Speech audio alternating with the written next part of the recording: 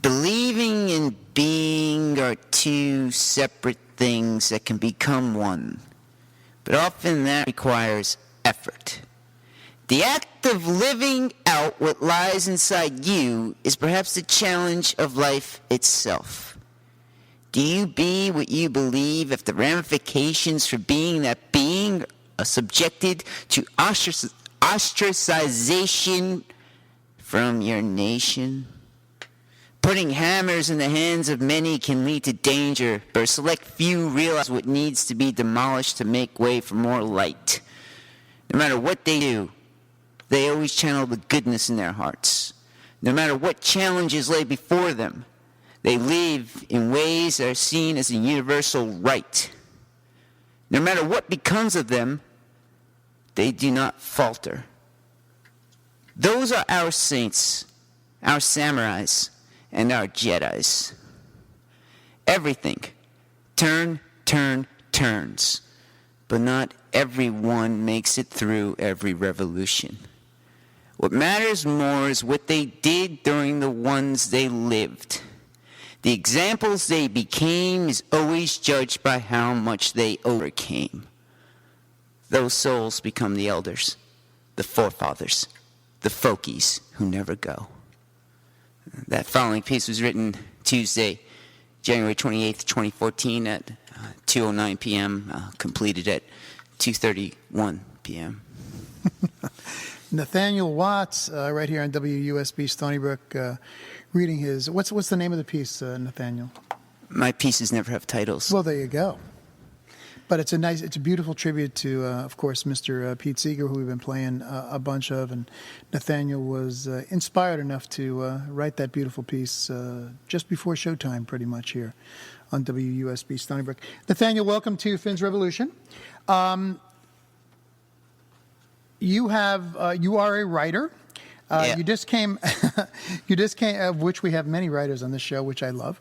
And you came out at the end of last year, I believe, with a piece called Everyday Writing, a Deconstruction of the Human Hive.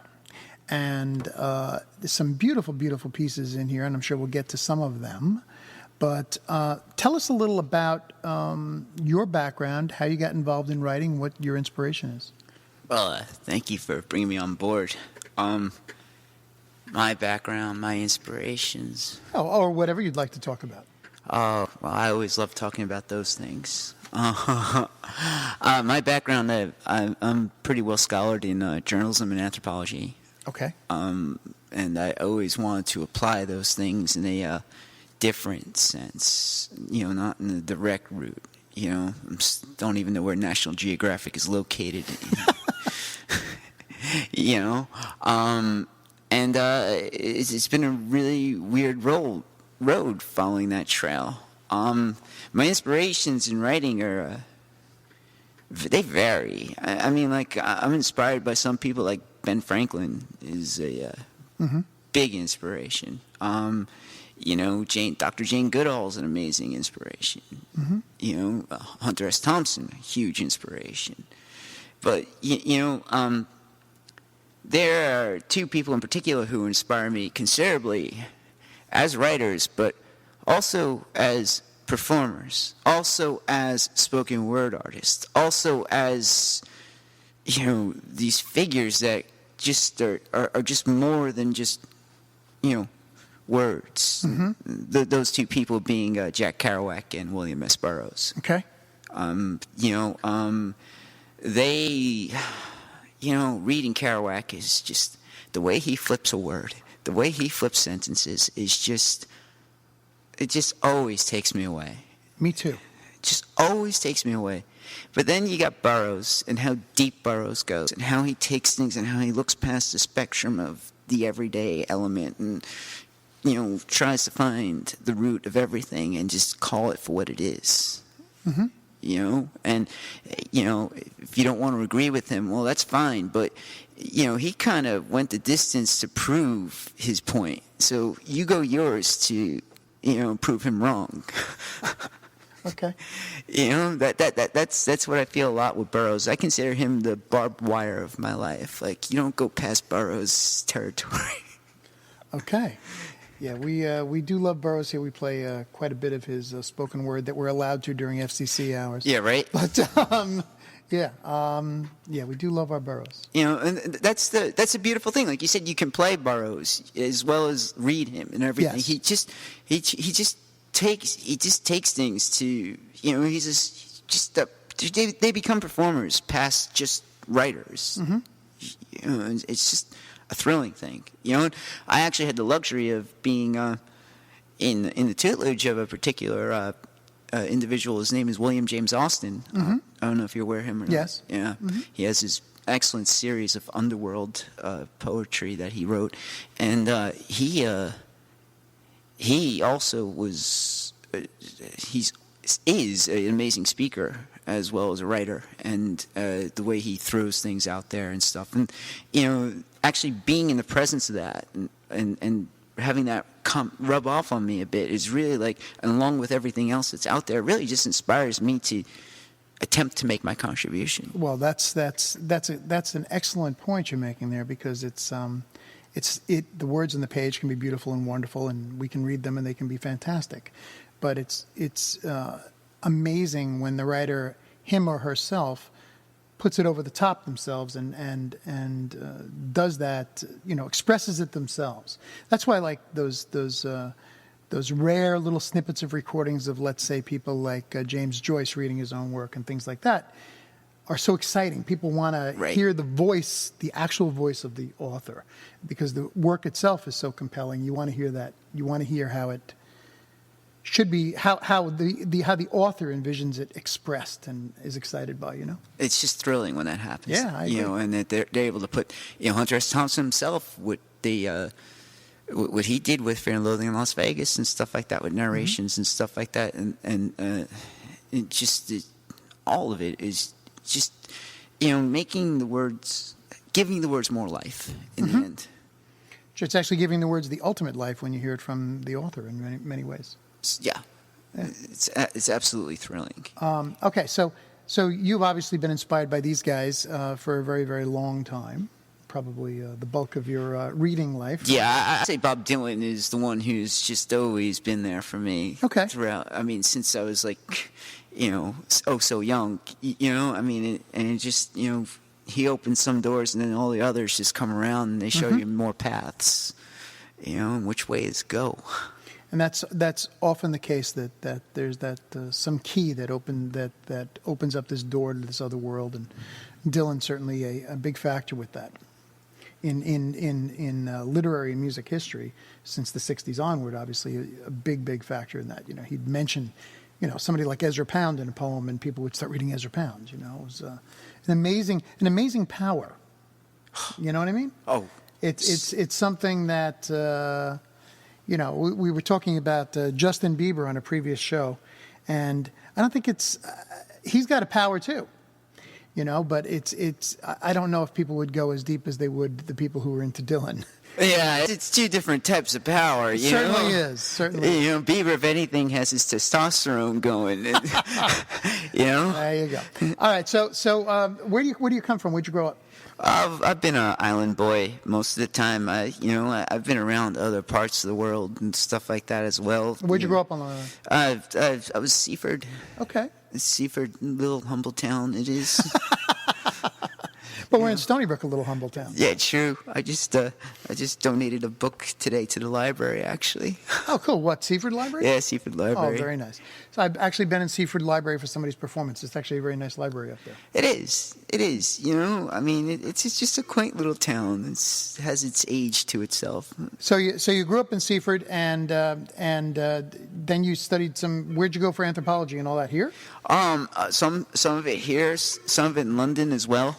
You know, I've been to various different areas, and you know, London was amazing because I went there for a journalism program, and there was a thrill that I didn't even realize until I got there. Was, all right, you're here for a journalism program. Well, now you got to produce stories. Right. Here I am in another country. Living in a place I don't even know my way around the block, and I had to come up with 4 stories in my time while I was there. That was a true thrill doing that. Really, it was just like having to produce like that and everything. That was great experience. That's another thing. To be literally under the gun to have to get something done is actually a very cool thing. Oh yeah, that's the insanity. You talk about that. I was in journalism also. I was under the instruction under Bob Greene, who was a 3-time Pulitzer winner. Okay. For Newsday and stuff like that. And wow, he ran his class tight. And you had to produce. You were under the gun, and you had to produce stories with everything covered. It was intense. I got an A in that class. I tell you, I earned that. Well, that very often, a lot of people who have classes like that at Stony Brook here too,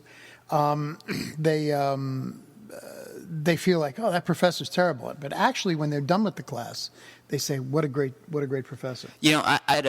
I had a professor like that in particular, where I felt throughout the class that he was, like, where's he going? What's he doing? And after the break and everything, and after, like, wow, he had an interesting approach. Mm-hmm. It was. You get something out of it. Yeah. Absolutely.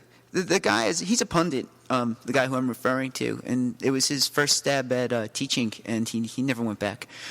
Okay. All right. So talk about how this book came about, Everyday Writing and Deconstruction of the Human Hive. How did this come together? Did you start this? Was this project were these pieces around before you planned to publish? No. Or okay. Yes. Were they around before I planned to publish? Yes, they were. Okay. But everyday writing is very. The project's commanded itself since its carnation, which was March 6th of 2011. Mm-hmm.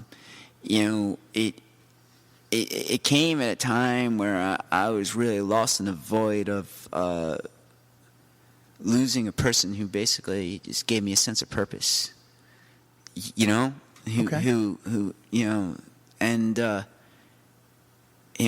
I was living in the void of not having that person around anymore, and it was really like I was lost, whatever.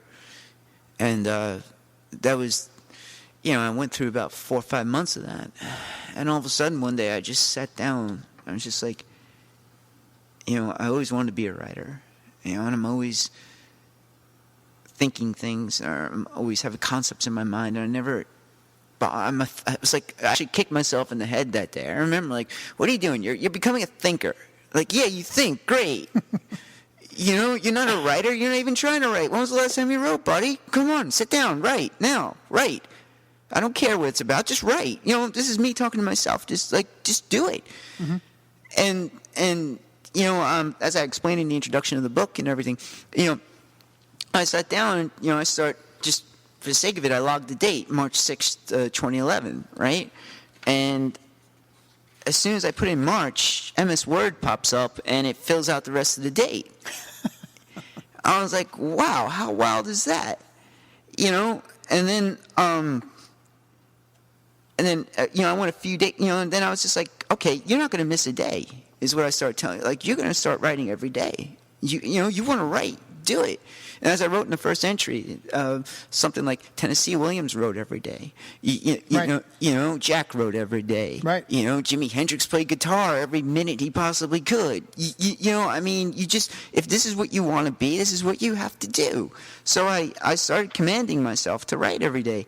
And, I also had to make sure that I got my entry in before 11:59 p.m. or else it was the next day. MS Word changes to the next day. So I started logging the times, too, very fast into the project. And, at the time, I was just futzing around, not like I was just writing every day and thinking I was going to just come up with scrap, just come up with, just use it for scratch writing and to find a project. Mm-hmm. Find something to start biting in on, just, exploring creativity and whatever.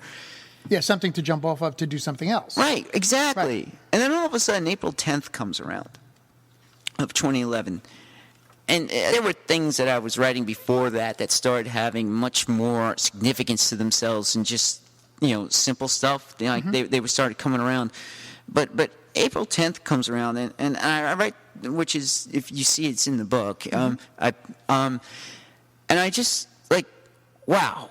Like, I wrote that piece, and it's just like, wow. And I just started, like, always tinkering with it, always turning, it was like the first piece I started, like, really editing with, and started really, like, trying to develop into something more, and everything like that. And then I just realized, like, wow, like, just like, can we do more like this? Can we hear April 10th, possibly? Because I'm reading it as we're talking about it. I hope it's legit enough for radio.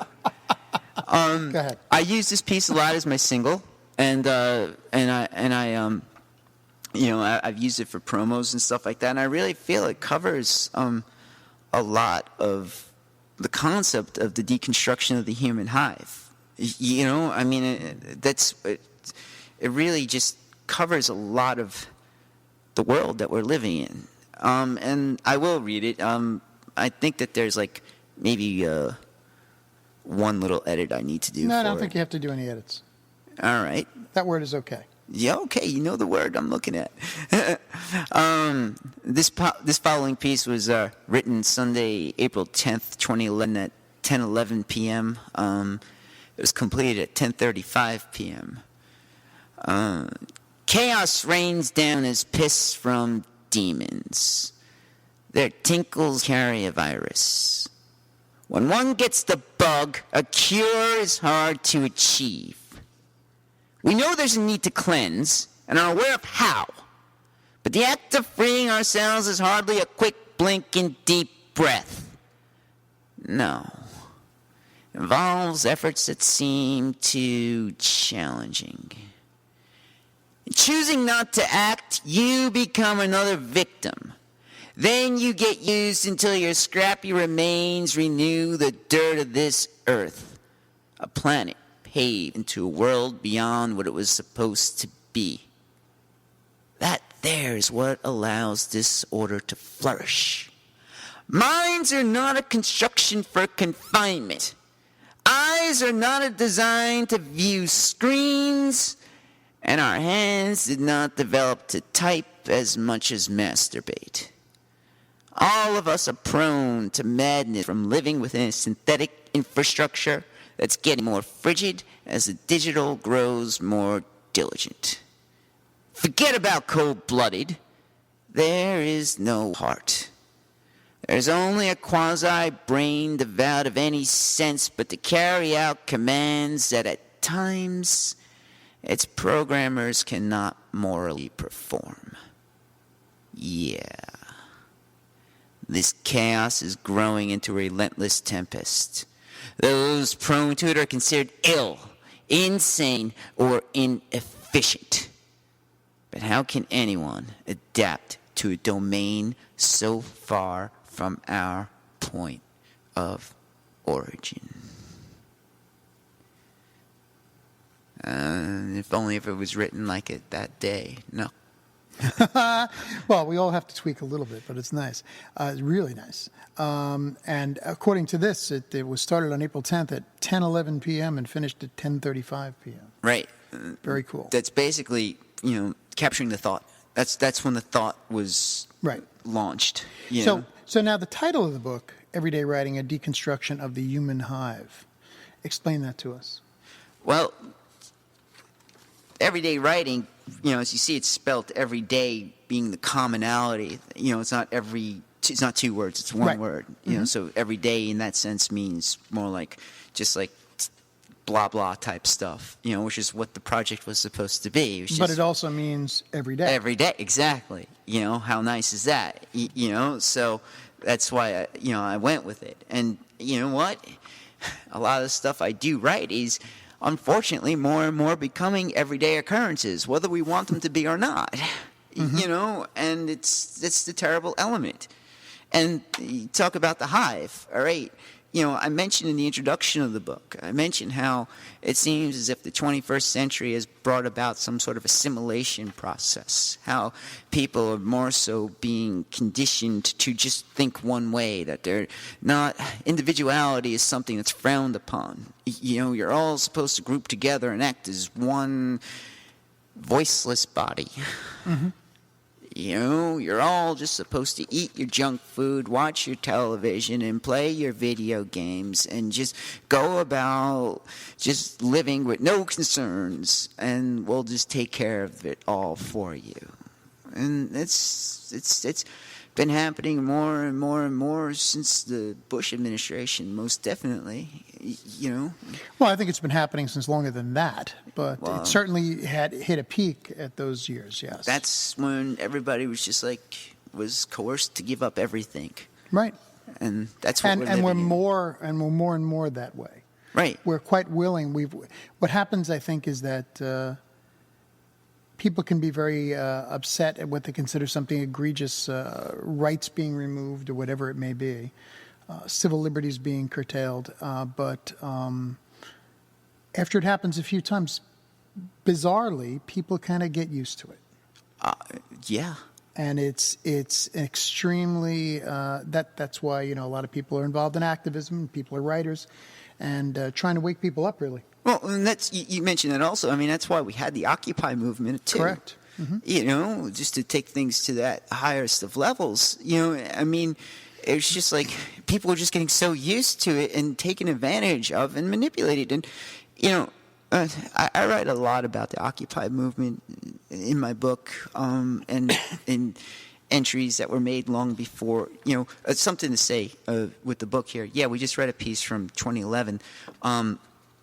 The book, that piece came from something I titled The Pretext, which is just 3 pieces from the early days of, just give an example of what I was doing, what I was covering. And, back then it was broader strokes. It was more, I wasn't going needling. Right, I wasn't needling in on things. I was more creating the tapestry and everything. And these days, it's more dipping into the most minute of issues and such. So the book itself, since I started, I was like, okay, how am I going to make this a release? Obviously, I'm just not going to begin where I started and finish where I decide to, and just put it all together and expect somebody to read something that would probably be like, 600 pages. Right. So I, was always perplexed about how I was going to present it as a release until when June 21st came around of this past year, June 21st, 2013. It was a magical day for me. I woke up early. I biked to Jones Beach before sunrise, and I just witnessed the summer solstice sunrise in action. It was just absolutely beautiful, and the whole day was just filled with like things, like a power to itself that I've never experienced at all. It was just, I don't know what happened that day, to tell you the truth, but it seemed like everything happened that day. And the day finished with 3 entries. Now, I normally only write 1 entry a day.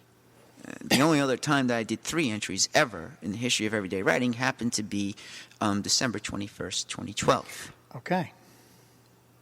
And then I was just like, all right, how excellent is it to have that? I mean, of all days, December 21st, 2012. That's when the world was supposed to end. That's when everything was just supposed to go kaput. That's when we were supposed to have pole shift and all that insanity happening. And of course it didn't happen. Of course. So we're left as a memory of that day. But what did happen is, if you want to continue abiding by the Mayan calendar and stuff like that, all the ancient prophecies and everything, what did happen on that day, if we are actually still on track with it, is everything started over. We're in a new epoch. We're in a new time. We're in that new era as we're still shaping a new century. And that's what intrigued me with that 6-month time frame. And looking back, I started realizing that there was much more going on in this 6-month time frame than I ever envisioned. I mean, the way it reads, the way it flows, the way everything. I mean, it's I will never say this is poetry. Okay, if people want to say that's fine. I mean, the piece you're reading right now, June 21st, I would say that that's very poetic, and it is the last piece in the book and stuff like that. But a lot of what I say is more written in a prose essay way with poetics applied than it is actually any sort of poetry to itself. So when you're writing every day, right? But then you had to make some decisions on editing. For the book. So obviously, I mean, as I'm thumbing through here, there are clearly Days gaps in missing. time because you couldn't possibly, without having, as you said, a 600-page book. Right. So what were you looking for? Were you looking for something linear, something non-linear? Was it something of an yeah, arc? I was. There were pieces that were just flat out ugly. Okay. Well, and that happens to all of us. I mean, there are ones. I mean, okay, when the whole idea of putting the book together, it came about like 2-3 weeks after June 21st, maybe 2 weeks, and those 2 weeks was always on my head. Like, wow, how weird! The only two times you did 3 entries was December 21st, 2012, and June 20. Wow, how weird! And I'd always go back to that, and finally I kicked myself in the head. Why you keep on going back to that? Look at that. That's a beautiful 6-month time frame to put a book out now, isn't it? I was like, wow, yeah. Okay, yeah, I'm going to make this happen. And then all of a sudden, when I made that commitment to saying, yeah, I'm going to make this happen, I knew I also had to make it happen before 2014. This book had to come out in the year it was written. That was something that had to be done. I felt it had to have a 2013 copyright to itself. So not only so okay, great. I found the idea on how to make this book, but now I was under the gun to have to make it happen. So the selection process was, certain pieces that just were like, oh wow, they just required way too much editing. A lot of pieces would drift away into like 3 or 4 different thoughts or something like that, and it was a question as our minds work. Right. So it was a question of which route to follow, which route was the true nerve of the piece, and to incorporate and stuff like that. And and then there were ones that the topic was just boring. It was just it just didn't work. Like my editor Corey Larkin. In regards to the times, there was one piece I was trying to hold on to in the book because it was written at 3 a.m. or 4 a.m. It was written at a time that's not covered in the book. There's like, there's not many of those late night entries, Even I do sleep sometimes. And so there's one piece I was holding on to just for that reason. He's like, it was in March, and March and April are the 2 strongest points in the book, which is delightful because they're in the middle, But what's funny, all the power pieces are in the first January, February zone. I mean, when I'm doing readings a lot, I'm often pulling from January, February, more than anywhere else, I mean, but March and April in particular has something I will go over soon. As a matter of fact, let's read another piece. Right now, it is 8 p.m. right here on WUSB Stony Brook. We do have some snow entering the area tonight. Looks like about 2 inches, dusting to 2 inches in this area. A little farther east in our listening area, possibly a little bit more, but nothing too much happening. Just got to be careful out there due to the icy conditions. But as I said, right now, this is Finn on Finn's Revolution. We're talking to author Nathaniel Watts, who is discussing his book, Everyday Writing, A Deconstruction of the Human Hive, which, Nathaniel, just because it's 8 o'clock now, we can get this on Amazon. Yes, you can. And we can get it. What are the other sources we can pick it up at? You can get it on just about any online website. Okay. Like BNN and stuff like that. Great. They'll have it. Amazon's the best source to find it, and when you look it up under Nathaniel Watts. Right, which is what I've been saying. Yeah, but no. I say that. I say, yeah. Finn and I were joking. Call me Nate once you get to know me. But well, you do refer yourself as Nate. Some portions of the book. I do that intentionally. I understand. It's a separation. First off, Nathaniel is just so great writer, like Nathaniel Watts. So, it's a writer's name. Yeah, right. Also, if I use Nate Watts, I'm stepping on the toes of. Stevie Wonder's bass player is Nate Watts. That is correct. Good point. And I have tremendous respect for the man who laid down higher ground. Uh-huh. So I don't want to step on his name. All right, so can we read another piece here? Yeah, Or definitely. What would you like to read? I'm going to read a piece that we consider to be the one of the nucleus pieces. It was written Saturday, January 5th, 2013 at 10:49 p.m. It was completed at 11:20. It's page 16. Got it. For all you folks I'm going to read following along. And All those of you right. out there with the book, you can read along. All right. Cures too often get refused by those who err because the human brain is hostage to consensus. It no longer pursues what it needs as much as what is approved. If the food smells or looks funny, well, that stuff can't be good for you. Herbs are overlooked in favor of the pills, and living within a wrath of confusion always overrides meditation. Our kind exists under a pretension of superiority simply because it goes unchallenged. In other words, we are the best killers. We can snag magnificent, fierce fish to get thrills out of watching their perfect bodies hang out of their element while folks gather around for prize shots. If elephants had opposable thumbs, they would be the masters. Single-trunkedly, they could conquer anyone, anywhere. However, those thoughts would never arise in their advanced brains. All they'd want is what they want, to live undisturbed. Instead, we slaughter them. I mention what I say because we are dumb. We have been manipulated to become dim-witted, submissive, and conditioned to allow our impressionable inner animal prevail. Superior life does exist. Proof has been present since the times of Sumer. Doubt remains because of what consensus stresses. Dare an attempt be made to advance from our current neotenic phase? It feels as if we have been sentenced to it. Consensus keeps us from curing. Consensus keeps us from realizing. Consensus keeps us under control through extracting the esoteric from exoteric realms. Consensus. It's all about consensus. Consensus is taking control of everything. It dictates everything. As we were discussing earlier. You know? Very nice. And I realized in looking back, I never realized how often I was mentioning consensus throughout those 6 months. It was at a point where it became a character. It became a point where I capitalized consensus because I felt it was, something more.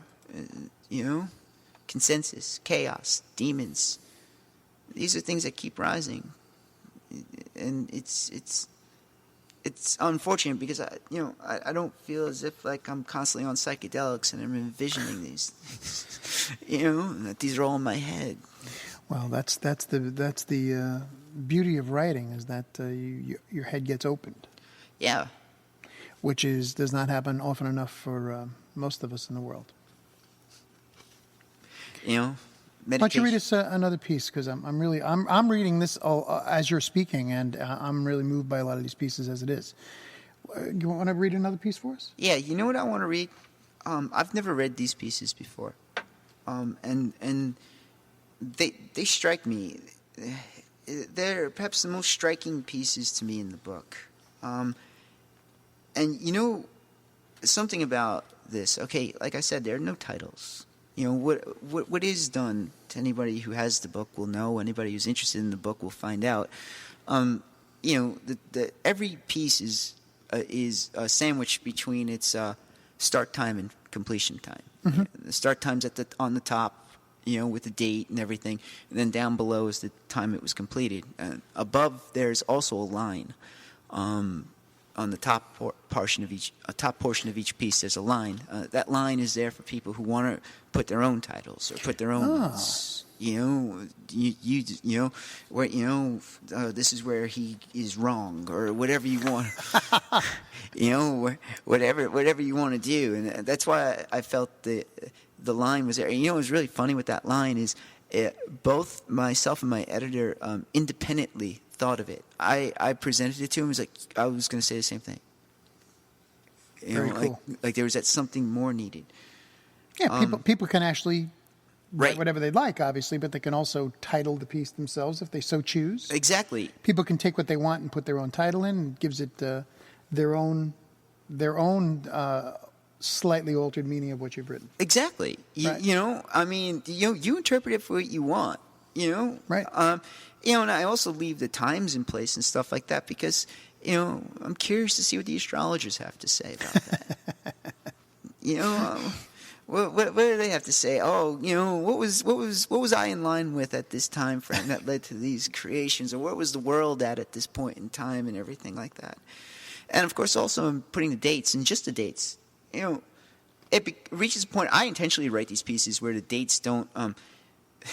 You don't have to, like even the Pete Seeger piece I opened up with. Like, you don't have to know anything about anything. You could just read that piece and just get something out of reading the piece. Right, not knowing anything about Pete Seeger or anything else. Right. Or the significance of the date or anything, Now, these three particular pieces that I want to read are a string of things that, well, if anybody wants to look back, they'll see for themselves. It's pretty self-explanatory. The three pieces were written between April 15th, 2013, and April 19th. I'm not going to introduce each one by the time and everything like that, so I'll just go straight in with it. That was a Monday, April 15th. False flags fly higher than those we pledge our allegiance to. Terror is a powerful concoction. Panic and paranoia are the main ingredients to produce enough fright for unassuming hosts. Sporadic dosings of horror prevent the decline of daily apprehension and enhance coercion to shave away rights for a smooth layer of protection. Trust citizens may have had in one another gets foregone and placed more in possession of our overseers. Their craving to gain full authority is the ultimate ego stroke packed with plenty of double-time opportunities. The present is not the past, and the future remains in ways unforeseen. Yet so much is apparent. That chaos sprinkles down more than acid rain. It painlessly erodes the moral fiber of our societal structures until seeping into our nerves. Then it flares. Then it pains. Then it kills. It's not a fast slash, though. The infected are intentionally allowed to menace. Your actions may not be ones to serve you as much as dark powers you're entirely unaware of. If so, your well-being is something they care little for. It's about what you can do for them before you're done away with. And we conclude on April 19th. Confusion develops when walking in circles. There's a need to wonder why the same keeps being seen. Wander Lane is a road long since walked. It exists for one to eventually choose a route. Staying committed to the course may not lead to anticipated results. All choices have consequences. It's a matter of the extremes that should hold relevance. Surrendering so much to achieve so little, and all of it only negative, is the foolishness of youth. Sharp minds with clumsy feet and cold hearts can stir the underworld, to points of its surfacing for the gain of no one but to something. Nate, absolutely great stuff. Yeah, that was a powerful string of days. Now, you do live readings, obviously, here All the and time, there, yeah. right? Where can people find out more about that? Facebook. Okay, so it's Facebook and it's Nathaniel Watts. Yeah. You could look it up, facebook.com/everydayWriting. Oh, okay, that's your address piece. Yeah. And that's, I'm on YouTube as well. I got a lot of pieces on there. Okay, I think. When is your next reading? Do Do you have something scheduled coming up soon? Or Let's see what's coming up. Well, I'll be making an appearance tonight, actually, at some open mic. Oh, really? Where? Yeah, I don't know where yet, actually. Okay. There's this mic that I go to. I'm sure you're well aware of. It's called the Music Exchange. Yes. Yeah, Mhm, sure. it's just a fascinating. It's Which they've had several times over at right around the block over here at the Velvet Lounge. Velvet Lounge, right? Right. It's the most thrilling cultural experience that I think Long Island has to offer. And that's another thing you guys can like on Facebook, the Music Exchange. That's MUSE Exchange. A really cool little group of people, as you guys know. As you guys know out there, Michael Clarity's been on the show before. All those guys, and it's really cool stuff happening in that little group. Very, very interesting and very not your mama's poetry, as they say in writing. It's very very entertaining, very cutting edge, very cool stuff happening. Yeah, really. So yeah, just give you an idea of Muse magic.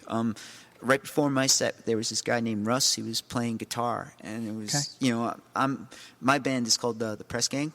Okay. I've been working on the project for Everyday Writing's 3 years. The Press Gang, coincidentally, this is really weird, had its first practice ever. Everyday Writing started March 6, 2011. The Press Gang had its first rehearsal March 6, 2012. There you go.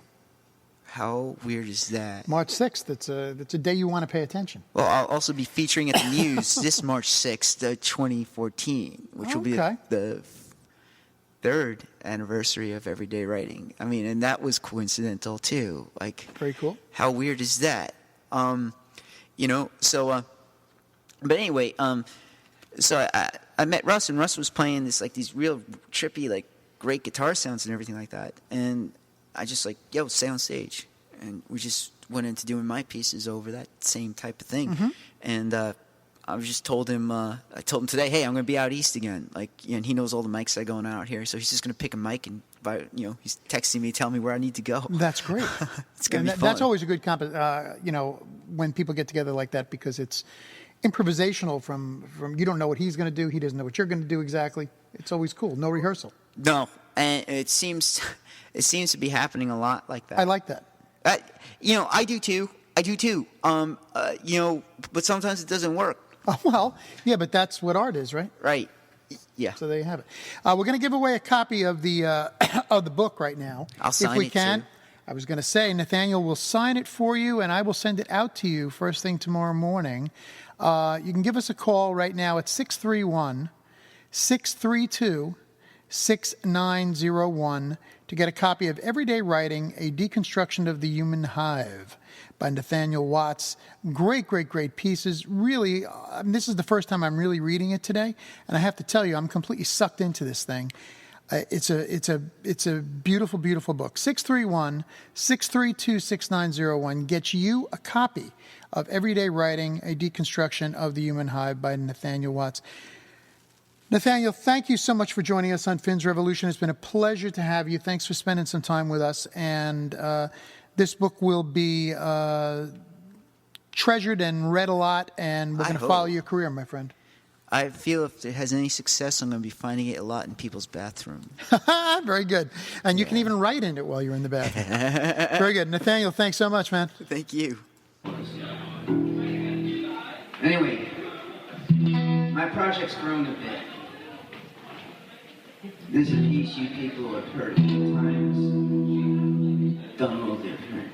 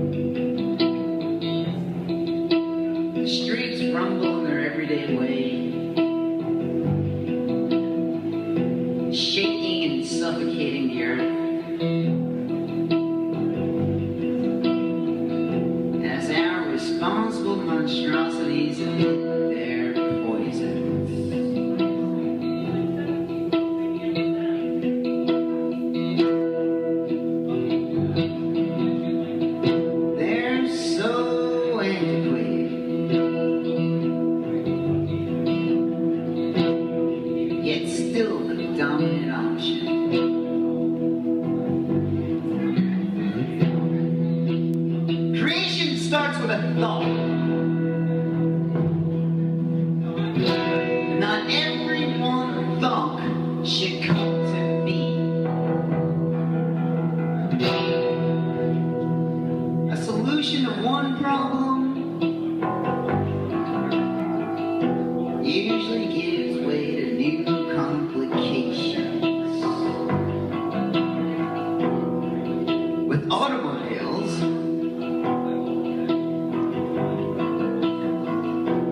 unfortunately, pollution was never considered.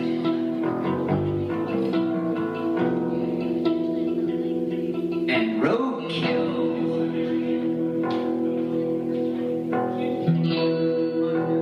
well, that's an overlooked after effect of progress. Them silly critters, they still haven't adapted to the idea of a moving object not responding to the works of nature. And a possum playing its game will only become a pizza.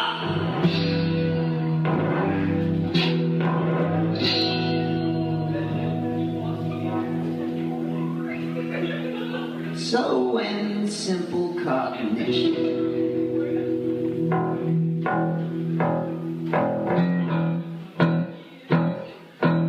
Now let's flow toward abysmal contemplation. Someone came up with the idea of annihilating nations and the wildfires of evil. Rage and hate.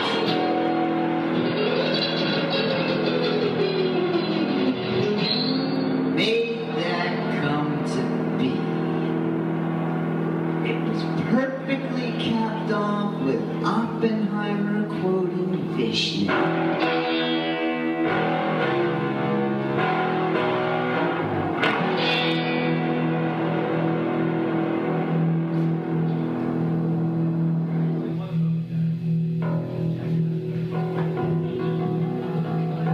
Since then,